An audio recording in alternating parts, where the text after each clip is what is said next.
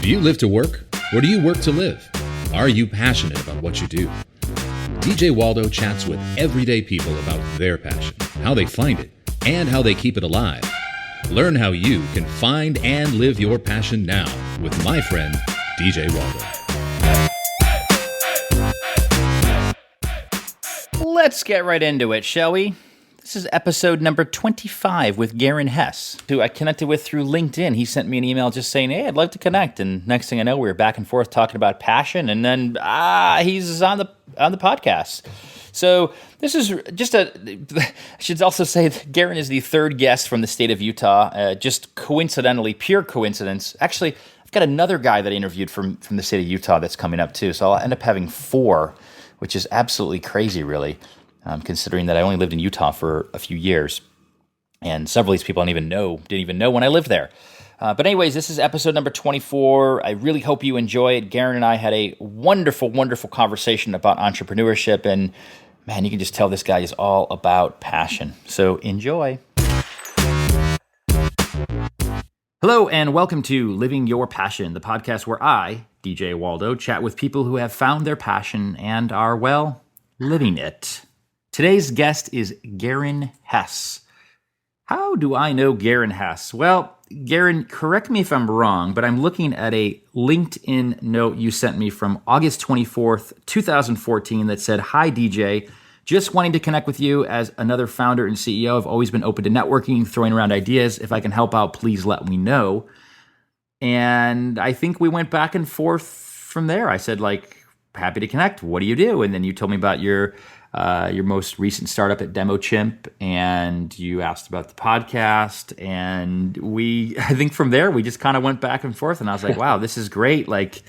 What is your passion? And then you share with me. I was like, man, well, maybe we should just get you on the show. Is that kind of how you remembered it, or did I miss a step in there somewhere? Yeah, no, that's how I remember it, and I think LinkedIn's a great place to connect with a lot of people, and I was just particularly intrigued about this particular show and talking to people and about living their passion, because that's something that I have that I'm very passionate about, to put it shortly, and have talked to a lot of people about over the years. So it's great to meet another person that is really thinking a lot about that. And you are in Utah as well, is that correct? In the state of Utah? That's right. I don't know if we ever exchanged this, but I lived there in Salt Lake City for 3 years. My wife did her training at the University of Utah. So we've been in California now 2 years, but the previous 3 we were in Salt Lake. In fact, both of our kids were born in Salt Lake City. Oh, how about that? Yeah, it's a beautiful area. And yeah, I love Utah. I grew up in Utah, and then I lived away for about 11 years, and then moved back about 8 years ago. Nice. It's funny. I think you might be out of the 18 or so shows I've had so far. I don't know what number this will end up being, but I think I've had at least 2 guests now from Utah. One, Nate Bagley, who did something called the Love Umentary. Okay. And then Cara Huser, somebody who did her training with my wife at University of Utah. And her passion, as it turns out, is on the side pole dancing and pole fitness. Oh, so, how about that? How about that, right? Yeah. I guess, and we probably won't talk about that today, but hey, you never know. So Garin, in one sentence, phrase, word, what is your passion? My passion is entrepreneurship and all the positive benefits that come from it. Tell us more about that. What do you mean the positive benefits that come from it? So when I was growing up, a lot of times people would say, it doesn't really matter what you do for your career, as long as you do it with integrity, or contributing something positive to the world, and so on. It doesn't really matter. And to some extent, I think that may be true.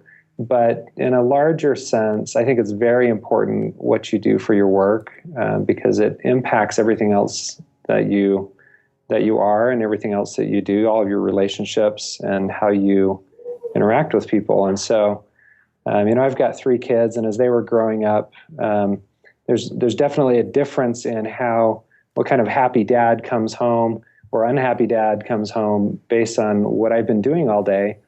And as I struggled over the years to try to understand myself a little better and what it was that where I really fit in the world, I guess, and if you're a fish and you only feel good in water, what was my water? And I just think that when you're doing what you love, that you're going to bring a lot of that joy and that enthusiasm is going to leak out into everything else. Now, when it comes to entrepreneurship itself, I'm a pretty conservative guy politically, but one thing I love about Karl Marx and some of the thoughts that he brought to the table are this concept of, back when he was writing a lot of what he was writing was during the Industrial Revolution, and he was saying, we're too far away from growing crops. We need to plant a seed. We need to help it, nurture it. We need to water it and fertilize it. We need to weed it, and then we need to harvest it. And he felt like people were alienated from the meaning of life because they were just being put on an assembly line and doing one little thing at a time. And the reason that, and while I disagree with a lot of the policy implications of trying to implement some of Marx's ideas, what I like about what he said there that's always resonated with me is that I think that as a general rule, we are disconnected from the meaning of our work because we're often just playing a very small piece of the puzzle. And what I love about entrepreneurship is the ability to conceive and plant that seed, conceive an idea, plant that seed, nurture it, grow it, see it come to fruition. It's an act of creation, and then harvest, where possible. If you're a good farmer, you get to go to the harvest. If you're a good entrepreneur, you get something out of it eventually too. And it just brings a different meaning to the joy of work and the process of creation. So definitely a first on this podcast talking about Karl Marx, possibly a last. I don't know. Especially from a conservative, you don't get that. You don't get that happening very often. I was going to say a guy from Utah, a conservative guy from Utah talking about Karl Marx. That is a first. But I think you make some great points. It's why you talk in the beginning about this idea of coming home and how you are as a husband or as a significant other, as a parent. I haven't shared a lot of my journey with you. Oh, I just said journey. Oh, it gives me the chills.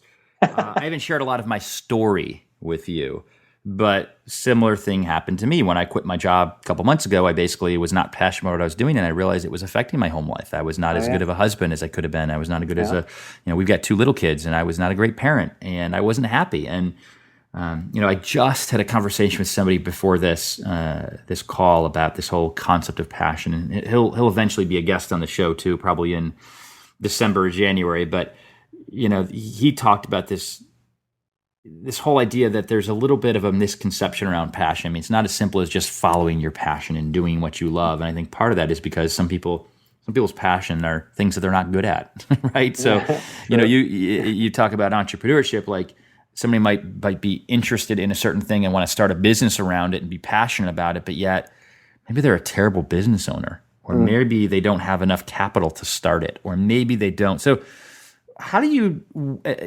with your passion around entrepreneurship, how do you deal with people who are really passionate about starting their own company, but yet there's possibly insurmountable barriers?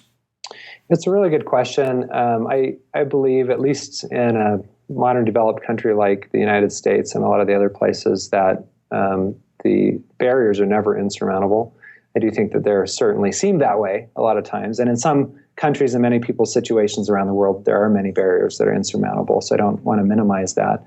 But, here in the United States and other developed countries, I think it's a matter of finding the right resources. So I used to have both of those problems. I used to have no capital. I used to have no business experience and was pretty bad at running businesses years and years ago.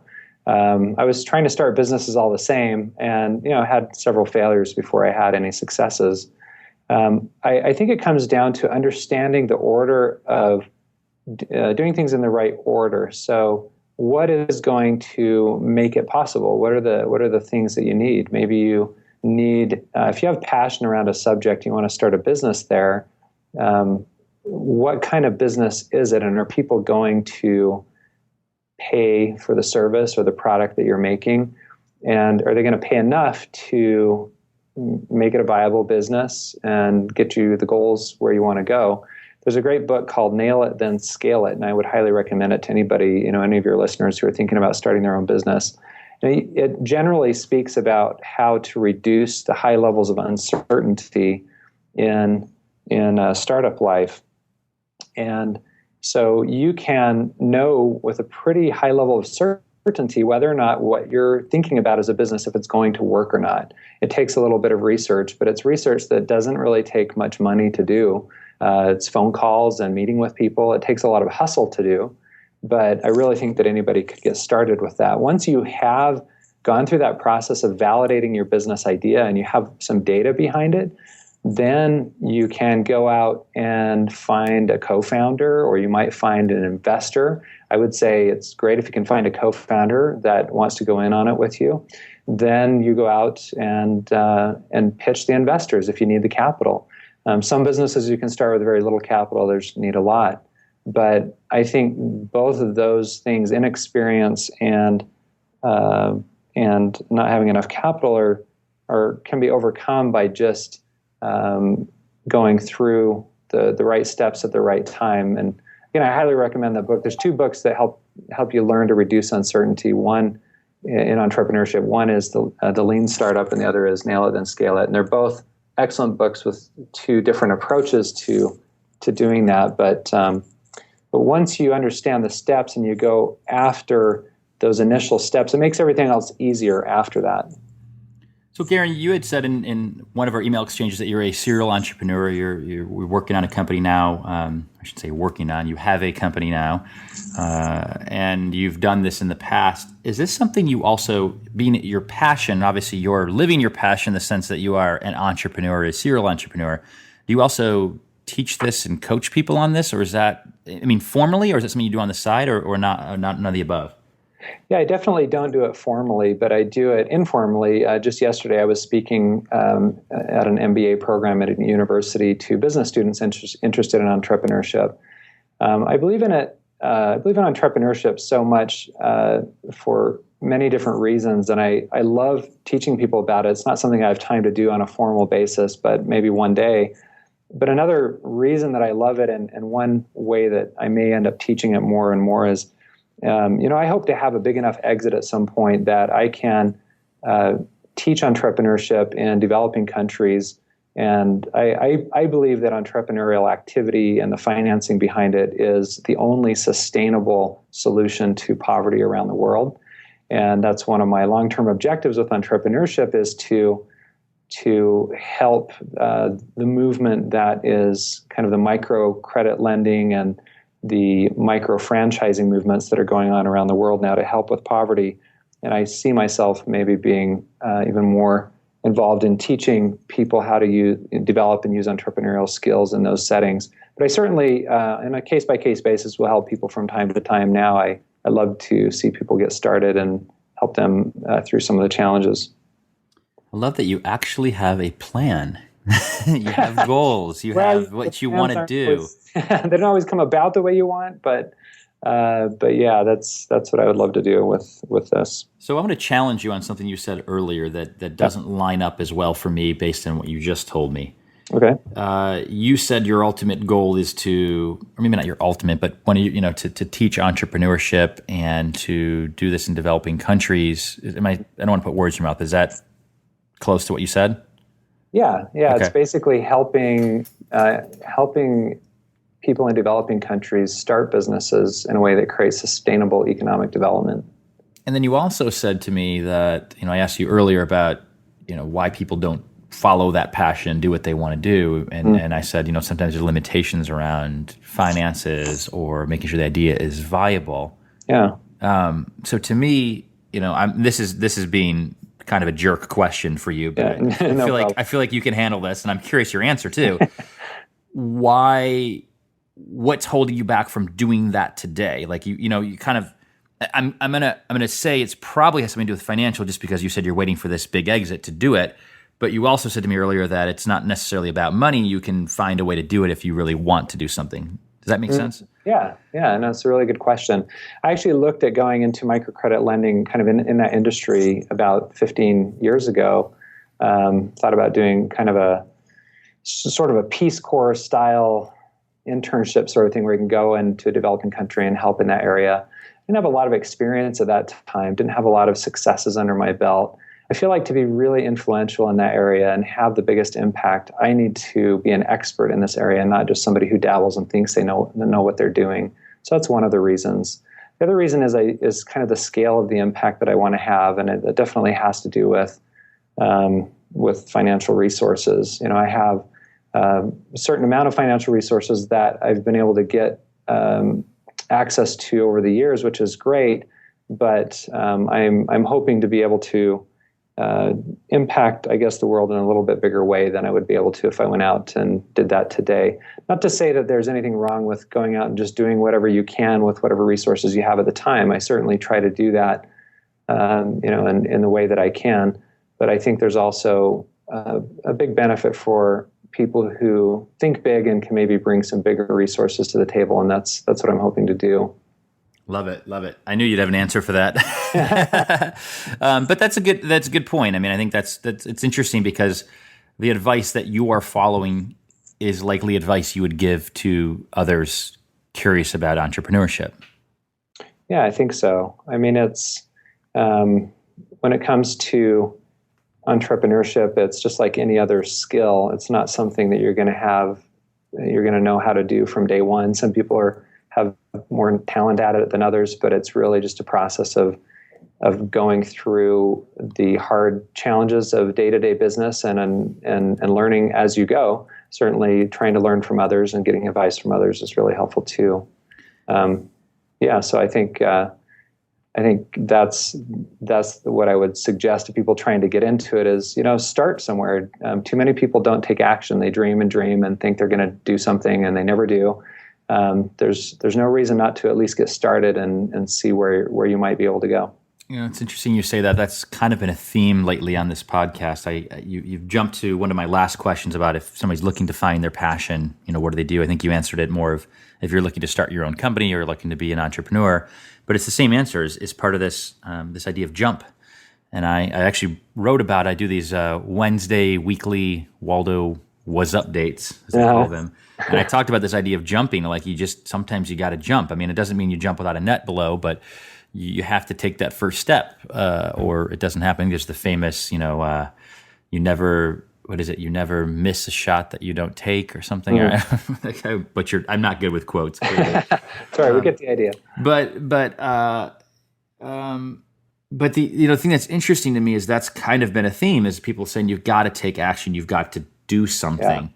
Yeah. I want to go back for a second though and ask you: have you, around entrepreneurship, have you always been fascinated by entrepreneurship? Is this something like as a kid, were you an entrepreneur? Were you starting your own companies in high school or middle school, or is this something you discovered about yourself as a passion later on in life?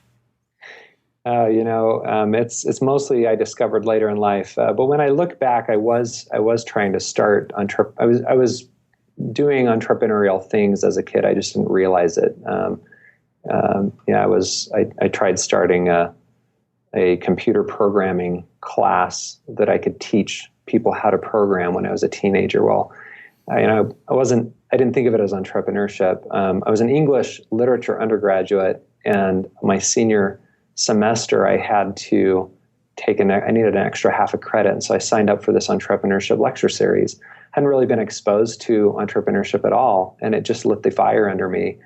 I still didn't think of it as a career. I saw all these people as just, these are just people that happen to have this great experience, right? And didn't realize that it was a skill that you could develop. And it took me a good 10 years probably to recognize that I really needed to be running my own business and starting things. It's not just about running your own business, but it's about building and creating and problem solving. And in my last startup, I exited in 2011. A company in California acquired us, and I worked for them for about a year. And they did not give me any control. They asked me, "Are you going to stay long term?" And by that point, I kind of knew more about myself. I said, "I'll stay long term if I can be entrepreneurial. You give me a budget, you give me something to build, something I'm excited about, and I will stay long term." Well, that didn't happen, and so I left a year later, and that's kind of where my current startup, DemoChimp, was born.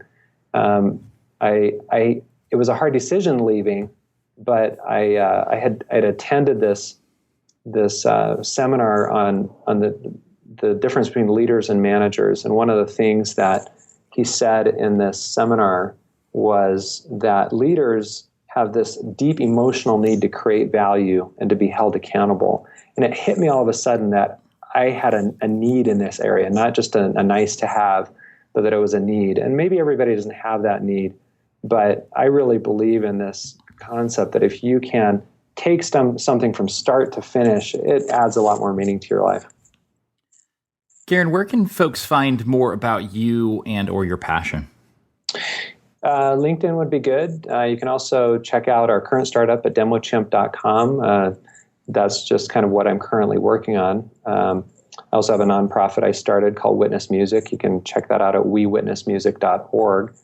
And probably LinkedIn otherwise would be the best place. Which is probably a good conclusion to this episode, since we connected on LinkedIn because you reached out to me. So perfect. Well, again, Garin, thank you so much for joining me, and I'm glad that a LinkedIn connection turned into this conversation today. I really enjoyed it, and I'm certain that our audience will as well. Hey, well, thanks a lot. I appreciate it. It's been great. And there you have it, Garin Hess. What a great guy, huh? I actually, I don't know if you caught this. I liked how he said entrepreneurship. Maybe that's the Utah accent, or maybe that's just me, how I hear it, or maybe I say it wrong. I thought it was, I liked every time he said entrepreneurship, it just sounded so cool to me. It sounded like the cool way to say entrepreneurship. But anyways, I hope you enjoyed that particular episode. I have a special podcast coming out on Sunday, so I hope you listen to that one. I'm making a little announcement on that particular episode, so stay tuned Sunday. I'm not going to make a big deal about this particular episode. I'm not going to write a blog post about it, but if you are subscribed, then you will get the news before other people get the news on Monday. So stay tuned for that one on Sunday. I've never published a podcast from Living Your Passion on Sunday, so this will be a first, and I think it may be of interest to you. Let's just say I've figured out my passion and what I'm doing next. I've alluded to it several times on this show, but you will hear it on Sunday. If you'd like, stick around for the not-so-secret secret. And just like that, see? I told you, it's pretty easy. Yeah, not bad. Yeah, not bad. Not bad. I've heard worse, so I'll take not bad. I'll take not bad. It's funny that we did. I always try to. This is something I did in the very first episode that I'm now.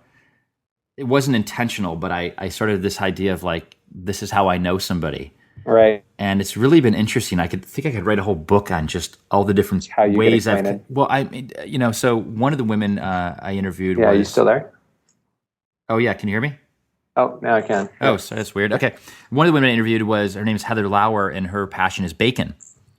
And I found out about her through reading Costco Connection. It's the monthly Costco magazine. Oh. Wow, that's great. I know, so you just never know. LinkedIn, Costco, I don't know. I mean, friends of my wife's, Nate Bagley, from Utah, I did something. I sat on a social media panel with him at University of Utah Business School years ago. So you never know. Thanks for listening to Living Your Passion with my friend, DJ Waldo. If you'd like to be on the show or just know someone who'd make a great guest, email us at djwaldo@gmail.com. And we'll see you next time.